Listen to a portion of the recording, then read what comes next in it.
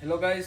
So Blue Point machinery and tools में 80 litre का wet and dry vacuum cleaner आ चुका है जो 3 मोटर के साथ में आएगा। अब देख सकते हैं यहाँ पे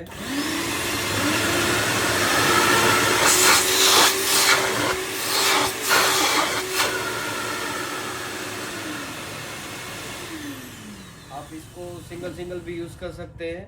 आपको 2 मोटर साथ में यूज़ करना है तो भी यूज़ कर सकते हैं। आप 3 मोटर साथ में यूज़ करना चाहते हैं कर सकते हैं। ये पूरा वेट एंड ड्राई आएगा।